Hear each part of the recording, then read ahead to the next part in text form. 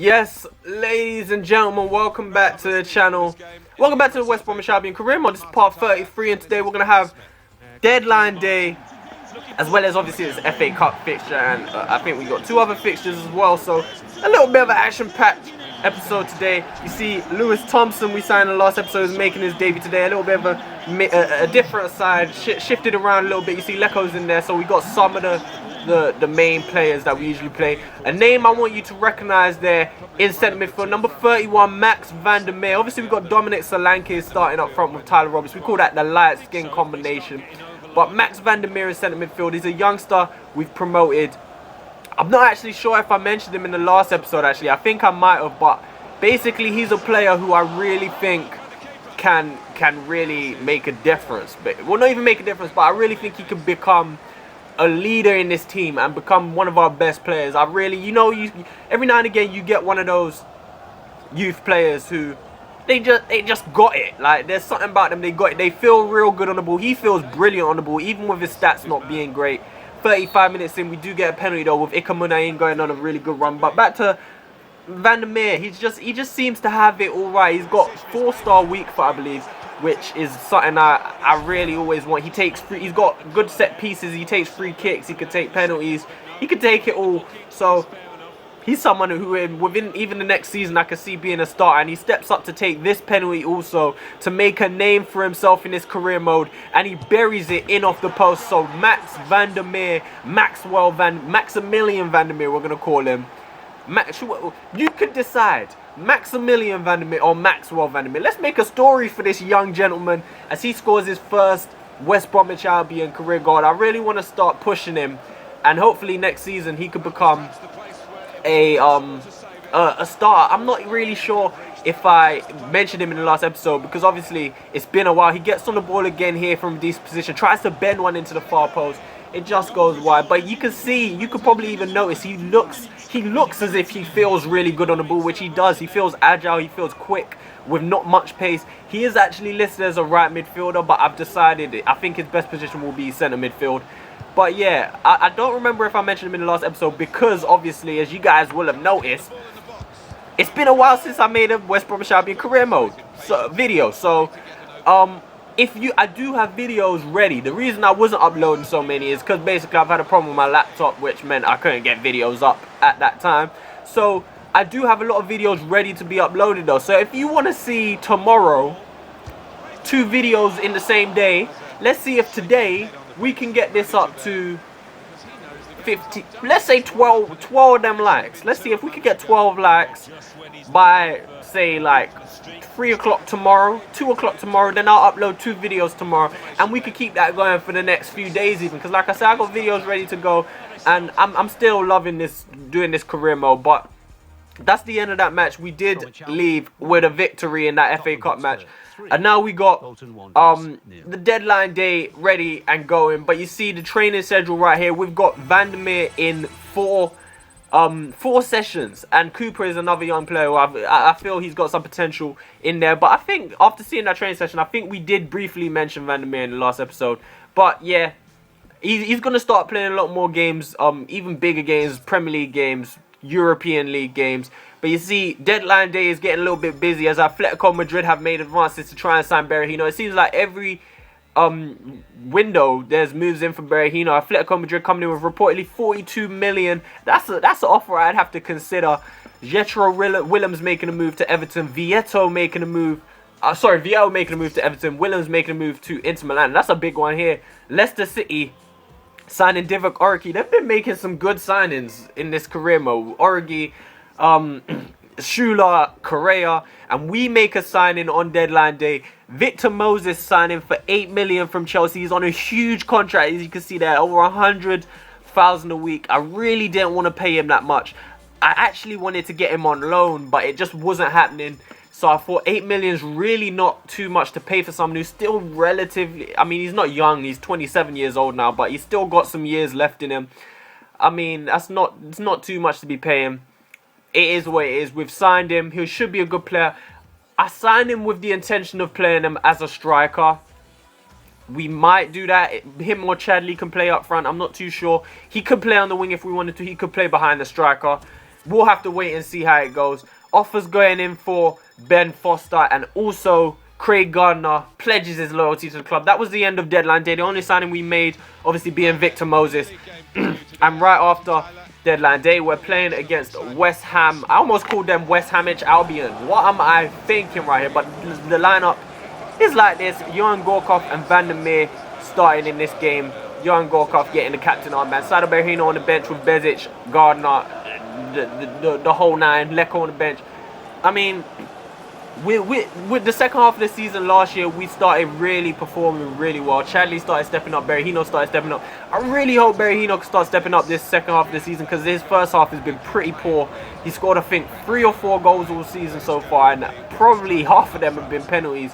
I'm not too sure, but Victor Moses making his debut, getting involved to begin with. He finds Nolan Roux in the middle, and that shot was really a lot closer than it might have, or a lot closer than the keeper made it seem, to be honest. First time effort with the left foot, and it's a bending one. It's a really good effort, and you see it's not really that far away, just over the crossbar. Keeper probably had it covered though, to be honest. 20 minutes in, West Ham create their own chance of the game. Andre Ayew's cutting inside Reece James. He gets it into Lanzini, who hits the outside of the post. Ben Foster, I don't think he was going to save that one, but Manuel Lanzini maybe should have done a little bit better. I mean, it's a tight angle. We had Santon on him, so I guess he's done as well as he could, really, going at that near post. We're trying to get ourselves some wins. Like I was going to say, we need to push up this table, because EuroLeague is the objective, and right now we're sitting about 9th in the league. Victor Moses again creating some trouble, playing it out wide to Munayin. He gets out to the right hand side and forces a good save out of Adrian. So we're putting some pressure on both sides, creating chances as far as it goes right now. 45 minutes on, and Lanzini plays an absolutely beautiful pass in behind into Cagliari, and he's one-on-one with the keeper. He takes it to some retarded angle. I don't know why the CPU love to fuck up their angles before they take a shot, but they just look. All he has to do is put on his right foot and bury it. But what is he doing? It's like the AI just don't want to punish you when they get a chance. But hey, I ain't complaining, because we need to climb up the table, like I was saying. Into the second half now, Payet puts a deep cross in, and Andre Ayew, his header is into the hands safely of Ben Foster. You see Paulo Dybala's transfer is confirmed here, but Van der Meer is on the ball. He's creating a chance. He plays it into Johan Gorkov, who's got a chance one-on-one with the keeper, and he's denied as Van der Meer gets a chance created. He's just getting into the right pockets right there. Moses gets the ball now in the attacking position. He finds Davide Santon in behind, and he forces a save out of Adrian again. This is an action-packed match so far. Both sides creating really good chances. Davide Santon getting in behind. I love how attacking this guy is. I don't know what it is. In all FIFA's Pro Evos, in any football game, he just attacks so much. I don't know what it is about how he's set up. Bezic this time finding Leko on the right hand side, and he's denied by Adrian. So a lot of chances created for both sides. The second half was mostly us, but we couldn't get the win in this one. A 0-0 draw in this match. And we have been struggling to score goals at some point this season, but it's a 0-0 draw for this one, and we need to start getting victories. And Crystal Palace is our next opponent, the final game of the episode, and we want to try and get a victory in this one, because I can't stress how much we need to start picking up wins. The area of the table that we are in, from 10th position probably up to about 3rd place, is ridiculous. It's separated by about 5 points. So we really need to keep up with how it's moving, basically. And we're into the final game of the episode against Crystal Palace, which was a tight match, a really tight match. 8 minutes in, we created the first chance, though. Van der Meer getting into a decent position to shoot. He tries to bend it into the far corner. I said far corner. I was torn between post and corner. The far corner. But Steve Mandanda makes a decent save right there, pushing out for a corner. And from the resulting corner, Munayin whips it in. It tries to go towards the head of Santon right there. It comes back out to Munayin, who's going to whip it back into the box. It's onto the head of Nasser Chadli, and he gets a brilliant header into that I almost said corner again, into that corner of the goal. Let me slow down because I'm messing it all up. It's a brilliant delivery from Munayin though, and it's an even better header to generate while he's backtracking, to generate that power and get it right into the corner, in off the post. There's pretty much nothing Steve Mandanda could do about that one. Nasser Chadli, he's brilliant. He's just the guy. You see right there, getting his 8th Premier League goal of the season for us. 16 minutes in now, we're creating another chance. Munayin whipping it in. It's down to Chadli again, and his header just wide of the post. Probably didn't get enough on that one, but Chadli was involved in a lot this one. Van der Meer praying it out wide to Moses. He gets it back from Victor Moses. He goes inside the box, and Maximilian Van der Meer, just Max for now, Max Van der Meer, MVDM puts it in the back of the net 20 minutes into the game. And I mean, the kid, he's just got such a promising future. He could be that guy for us who just pulls the team forward and makes us a world-class team. As he gets better and the team gets better with him, he could just push us towards so many trophies. It's really well taken goal between him and Victor Moses. Moses slides it into him and he just bursts through the middle. He could be our Frank Lampard, just a lot more agile and technical on the ball, more dribbling and stuff. I mean, I'm so excited to see what he's going to become. He gets on the ball again here, plays it into Rue, who plays it into Nasser Chadli, and it's just a beautiful finish. And that's 3-0 up on 45 minutes. I mean, dominating performance. We've gone from creating chances and not putting them away against West Ham to creating chances and finishing them with aplomb, just confidently in this one. Nasser Chadli, 2 goals before half-time. Max Van der Meer with 1. I mean, Van der Meer involved in damn near every attack in this episode. Also, just creating, playing it around. Rue plays it into Chadli this time, and that finish. Chadli's finishing, I don't know what his attribute is, but his finishing in this series as a whole has been nothing short of excellent. Crystal Palace trying to create their first chance of the match after the second half. They hit the post with a good one, and Sergio Aguero is offside coming into that one. But that is all that mattered in this game. The second half didn't matter at all. We pretty much shut up shop. Nothing happened. Chadli getting 2 goals in this one. A big performance. You can see the table right here. We've gone up to 6 points, and you can see it's so tight. It's not as tight as I thought it was, but it's still so tight. From Spurs on 40 points all the way down to 8th place, or even you could say 9th place with Crystal Palace on 33.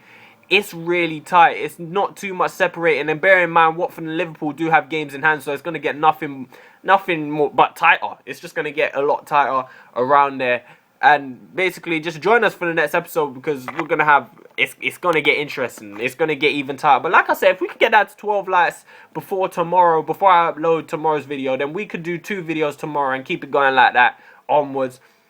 If you enjoyed it, subscribe. I'm sorry I was gone for a while, but we're back now, and we're going to pump out these videos. Get season 2 finished within the next week, hopefully even, because I'm going to bang it out. But thank you for sticking around, guys. Bye.